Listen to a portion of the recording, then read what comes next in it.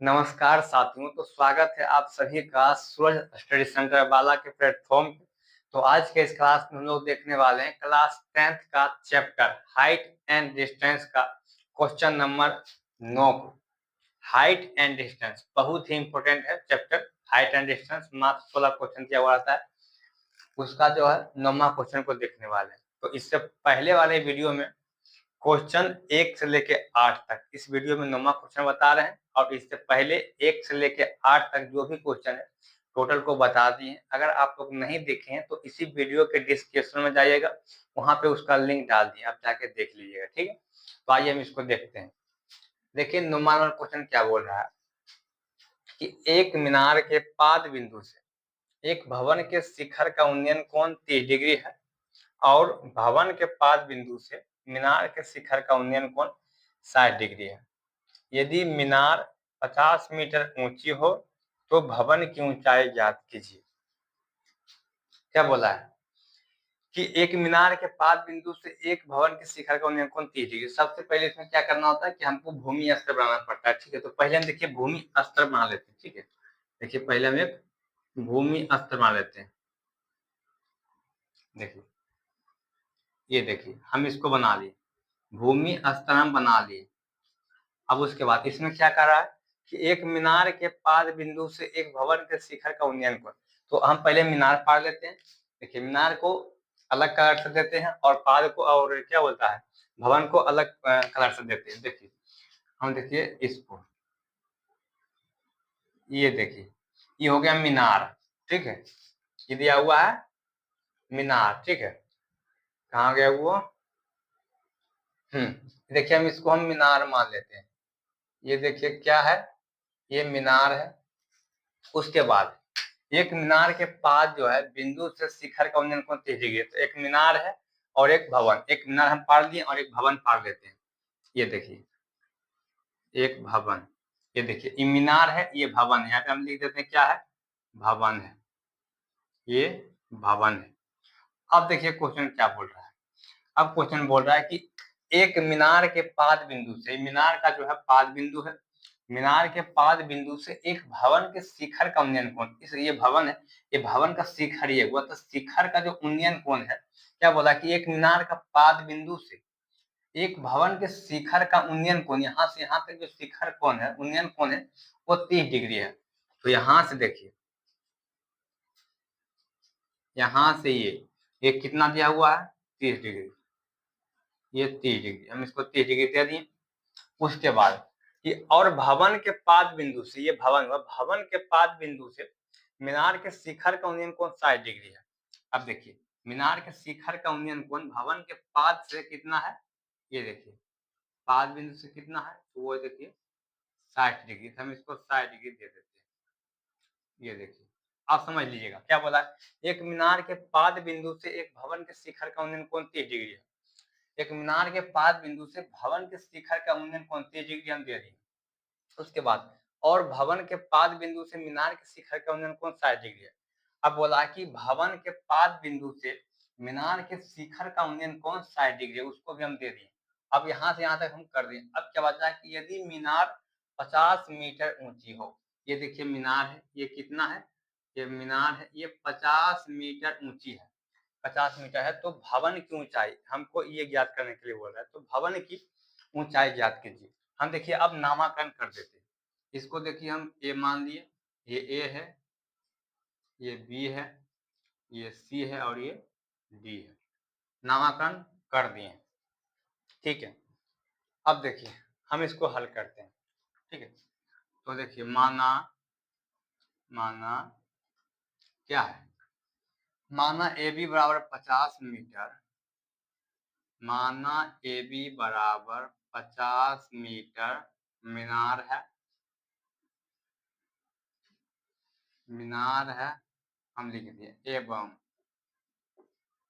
एवं C D बराबर, यानी कि सी डी एक भवन है, एवं सी डी एक भवन है, सी डी एक भवन है। तो यहाँ तक हम लिख दिए, ये और ये लिख दिए। अब लिखते हैं बी सी, बी सी एक भूमि का स्तर है, BC एक भूमि का स्तर है, BC एक भूमि का स्तर है। यहाँ तक हम जो था हम लिख दिए। अब देखिए एक कोण हो गया ABC और एक कोण हो गया DCB, DCB।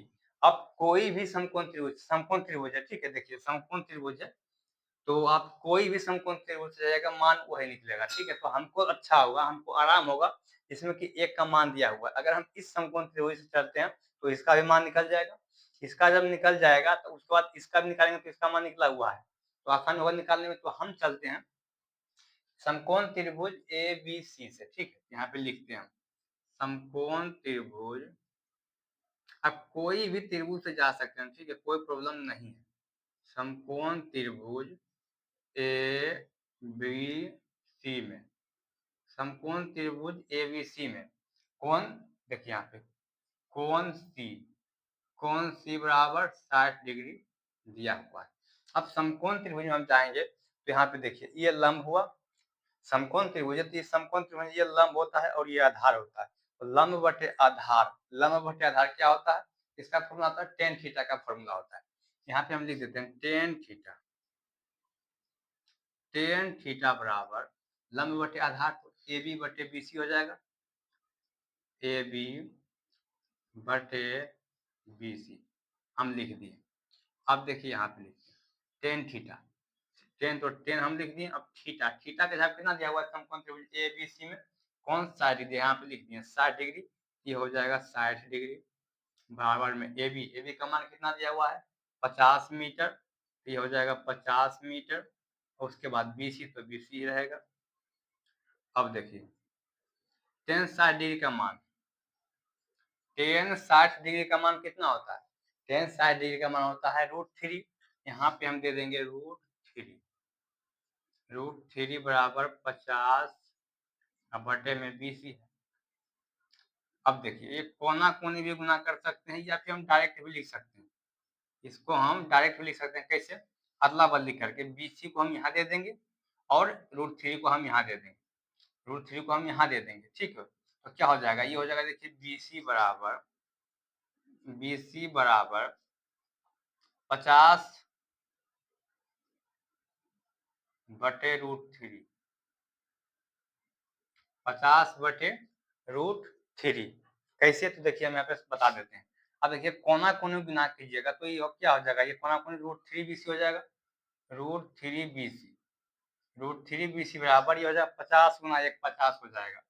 अगर हम BC बराबर निकालेंगे तो यहाँ पे देखिए √3 गुना में है, √3 जब इधर गुना में है, अगर बराबर के उस साइड ये हम पक्षांतर करेंगे तो ये भागा में चल जाएगा, तो यहाँ पे √3 आ जाएगा, √3 हम लिख दिया ना।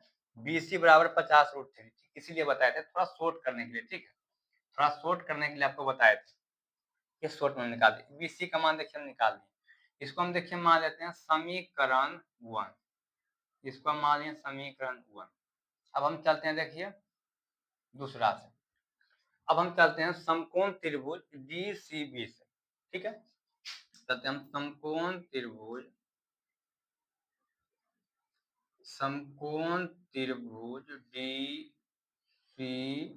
DCB में, समकोण त्रिभुज DCB में कोण C क्या होगा, कोण B बराबर 30 डिग्री हम चल दिए।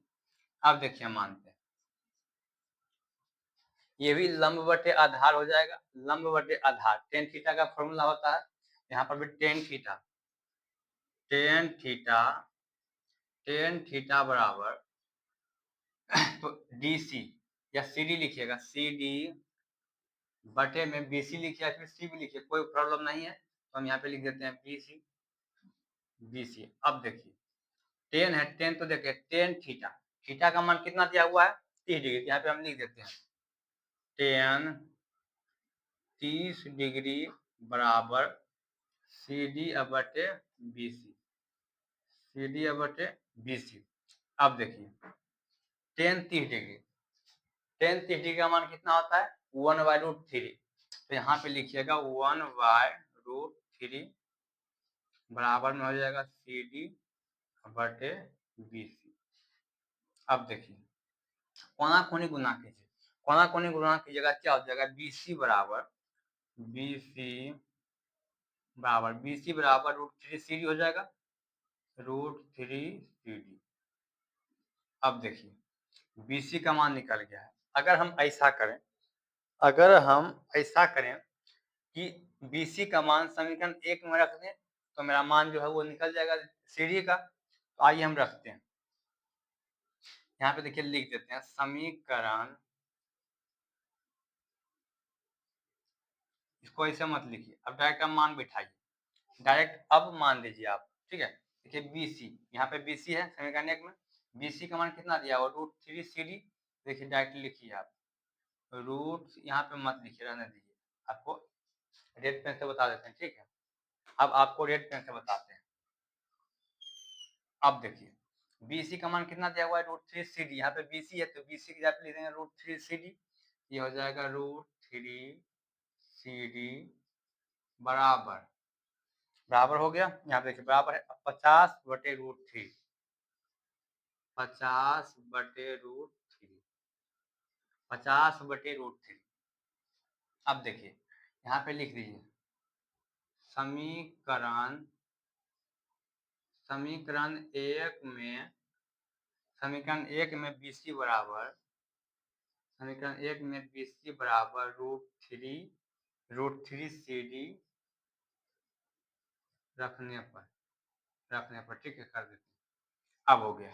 अब देखिए अब कीजिएगा, अगर हम कोना कोनी गुना करते हैं, कोना कोनी गुना करेंगे तो ये क्या हो जाएगा, ये √3 में गुना करेंगे, √3 में गुना करेंगे तो 3 हो जाएगा, तो क्या हो जाएगा, ये होगा 3, ये देखिए हो गया √3 गुना √3 हो गया, और CD बराबर 50 गुना ये कितना हो जाएगा, 50।